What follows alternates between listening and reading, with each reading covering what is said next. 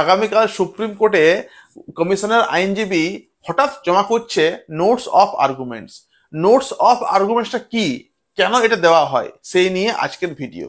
এবং এর ফলে বিপক্ষের আইনজীবী বিকাশ রঞ্জন ভট্টাচার্য মহাশয়ের কি বক্তব্য, তিনি কি আদৌ জানেন যে কালকে জমা করা হচ্ছে নোটস অফ আর্গুমেন্টস, তাহা কি আগাম নোটিশ করা হয়েছিল না করা হয়নি, এই নিয়ে আজকের ভিডিও। তো এর ফলে কি লাভ হবে কি ক্ষতি হবে সবকিছু বলবো আজকের ভিডিওতে। যদি ভিডিও ভালো লাগে লাইক করবেন, পারলে সাবস্ক্রাইব করতে পারেন। সঙ্গে আছি বিএস একাডেমি। দেখুন, আগামীকাল হঠাৎ জমা করবে কমিশনের আইনজীবী নোটস অফ আর্গুমেন্টস। কেন করছে একটু ব্যাকগ্রাউন্ড আর কি বলি। 10 তারিখ যেদিন শেষ শুনানি হয় সুপ্রিম কোর্টে, সেদিন যে সময়টা আর কি মানে যে সময়টুকু আর কি শুনানিটা হয়েছিল, সেখানে 4-5 ভাগ আর কি হয়ে যায়। সিবিআই এর আইনজীবী অনেকক্ষণ ধরে বলেন, বিপক্ষের আইনজীবী বিকাশ বাবু অনেকক্ষণ ধরে বলেন, বোর্ডের আইনজীবীও বলেন, কিন্তু কমিশনের আইনজীবী অনেক কম সময় পান। মাত্র সময় তিনি পেয়েছিলেন 3.5 মিনিট। 3.5 মিনিট সময়ের মধ্যে এত কিছু বলা খুব মুশকিল। এর আগের যে দুটো ডেট আর কি হয়েছিল, সম্ভবত একটা 6 তারিখ 5 তারিখের হয়েছিল, তার আগেরটা হয়েছিল, ডেটটা ঠিক মনে আসছে না। সেই দুদিন মিলে কমিশনের আইনজীবী সময় পেয়েছিলেন মাত্র 18.5 মিনিট। 18.5 মিনিট পেয়েছিলেন দুদিন মিলে।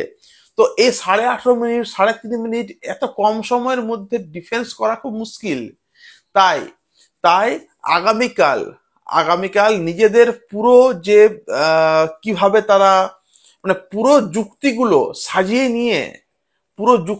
সাজিয়ে নিয়ে আগামীকাল ওই যুক্তিগুলোকে সাজিয়ে বেশ ভালো করে তথ্যপূর্ণ যুক্তিকে সাজিয়ে নিয়ে আগামীকাল কমিশনের আইনজীবী সুপ্রিম কোর্টে তারা জমা দেবে তাদের যুক্তিগুলোকে। এটাই নাম হলো নোটস অফ আর্গুমেন্টস। ক্লিয়ার? এটা কিন্তু আগামীকাল জমা দেবে কমিশনের আইনজীবী তাদের সমস্ত যুক্তিকে, কারণ তারা খুব কম সময় পেয়েছে। এই নোটস অফ আর্গুমেন্টসটা কিন্তু জমা দেওয়া হয়, মানে এটা একটা রুলস রয়েছে। এর ফলে কিন্তু যেটা আর কি বক্তব্য বিকাশবাবু বলছেন যে তিনি নাকি এর আগাম কোনো খবর পাননি যে এমনি কমিশন তারা করবে। যাই হোক, তিনি বলছেন লাইভ স্ট্রিম তিনি দেখলেই তিনি বুঝতে পারবেন যে ভাই কেন জমা এটা দেওয়া হচ্ছে। তো সেটা তিনি লাইভ স্ট্রিম দেখে তিনি আর কি বুঝতে পারবেন, সেটা তিনি বুঝে নেবেন। তো আগামীকাল এটা ভালো একটা দিক হতে চলেছে। হয়তো আগামীকাল এটা দেওয়ার পরেই, হয়তো এখনো তো রায় ঘোষণা করেনি, তো নোটস অফ আর্গুমেন্টস থেকে দেখার পরে হয়তো জয় সাহেব যিনি রয়েছেন তিনি হয়তো কোনো সিদ্ধান্তে আসবেন, তাই না? এটা ভালো দিক হতেও পারে একটা আমাদের যোগ্য প্রার্থীদের জন্য। অযোগ্যরা তো বুঝবে, কারণ অযোগ্যদের তো বাছাই করা হতে পারে বা কি হতে পারে সেটা রায়ে আমরা জানবো।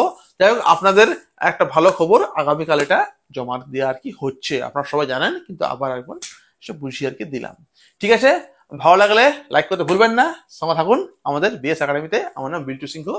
ধন্যবাদ।